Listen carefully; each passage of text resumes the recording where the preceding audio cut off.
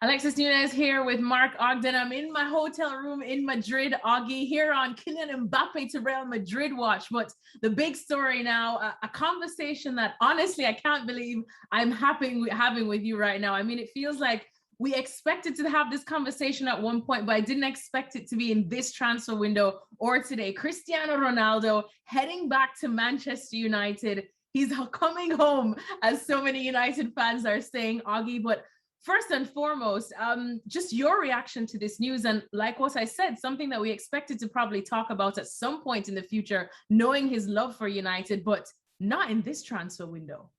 Well, I obviously was caught out by, I'm wearing a sky blue shirt, so I've got the wrong colour on today. Maybe I woke up this morning with the wrong impression. But look, I think everybody thought he was going to go to Man City. It was fairly obvious throughout this week that he was going to leave Juventus. And Man City, having missed out on Harry Kane, were desperate to get a player in. And Ronaldo to City looked like not a done deal, but as close to a done deal, because the appetite was on both sides. And City really needed a striker. And then I think, obviously, I've been covering Man United and Ronaldo for many years. I was working the day they actually left United. I remember taking a phone call from somebody at United then with this kind of heavy sigh saying he's going, and it was like, oh well, it was going to happen at some point. And ever since then, United have tried to get him back. 2013, 2014, always tried, but never quite looked like they were going to get him. And it really looked like the ship had sailed. He's 37 in February, and United, told us many times in recent years they've moved on from signing players that are, past the best and past the peak. But I think with Ronaldo, and maybe people like Lionel Messi, there's always an exception because they are such great players. You look at his record at Juventus, and I think the prospects of Ronaldo signing for Man City just kicked United into gear. It was like, we can't allow this situation to happen. We can't allow one of our most celebrated, iconic players to sign for Man City. So I'm told United made a late move on Thursday, kicked into gear, and from that point on, they had the momentum. And as we are now, he's back at Man United and wearing the red shirt again. And like you said, how did it just go from Manchester City, which almost felt like a done deal, or people were saying it was a done deal from about an hour or two ago from the time of this recording? How serious were Manchester City in getting Cristiano Ronaldo? Oh, Man City were absolutely serious. And, for me, I said this earlier this week, I don't think that Ronaldo fits into the way that City plays, not a Pep Guardiola player. But saying that, he scores goals and goals and goals, especially in the Champions League, which is what City are all about. So for me, he would have been a good signing for City in the sense that he would have scored a lot of goals. But it just felt on Thursday, the day dragged on, that the deal wasn't being done. You just got the instinct that this doesn't feel quite right. My gut was that the Ronaldo camp were playing City a little bit, were trying to smoke out other interest. I thought people like Real Madrid, Paris Saint-Germain were the more likely destinations. I did wonder if United were in for it, but I just, I tried to contact people at United yesterday and I didn't get anything back. And, this tells you why, because they were obviously working on it and didn't want to share any kind of details. So I think once City realised that United were in the race, they knew that the emotional pull, the financial might of United is even greater than City's when it comes to paying wages and transfer fees. United are happy to pay the fee. So it just wasn't going to end up going to City. And also I was told that, the heartstrings of Ronaldo were tugged by former players, texting him last night, WhatsApp messages.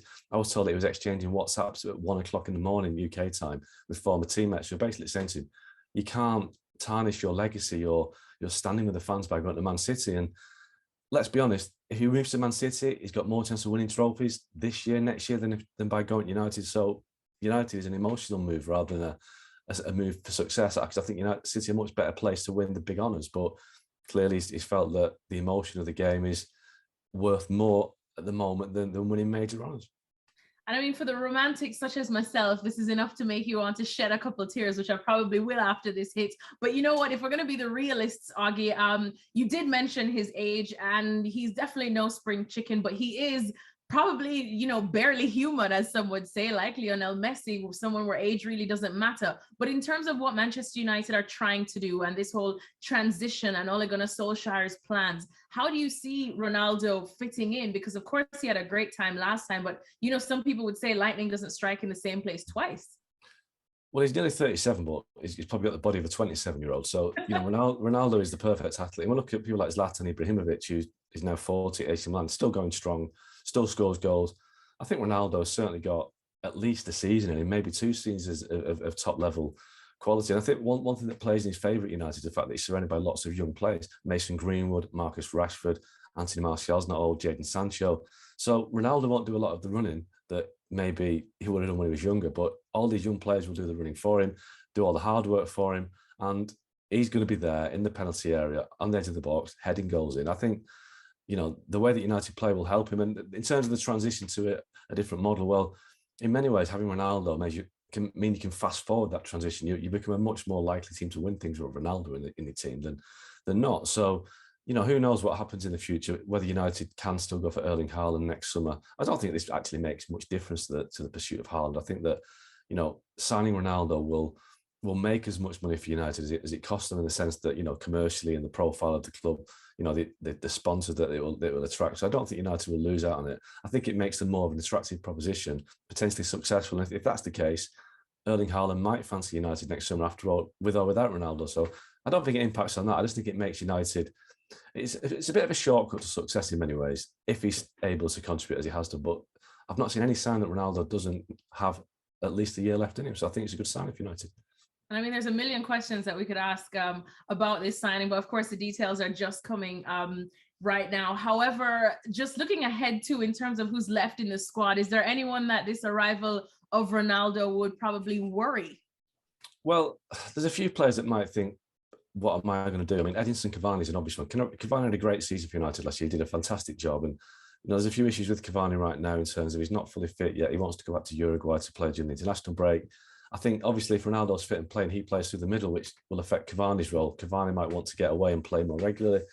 You've got people like Anthony Martial, again, may not figure too often. Then you've got the likes of Jesse Lingard, who, again, not in the same situation as Ronaldo, but it's a forward player. So I think for the next 3 or 4 days, once they get the ink dry on the Ronaldo contract, United will look to get people out, not to pay his wages, but just to kind of reduce the squad, because otherwise they'll have a lot of players that aren't going to contribute. So I think it'll still be a busy few days for Man United in terms of the window, in terms of getting players out. I think you could maybe see 3 or 4 players leaving before the deadline at 11 p.m. UK time on Tuesday. So, let's see. But I think Ronaldo arriving does spell the end for some players, but, it's a good signing for Man United.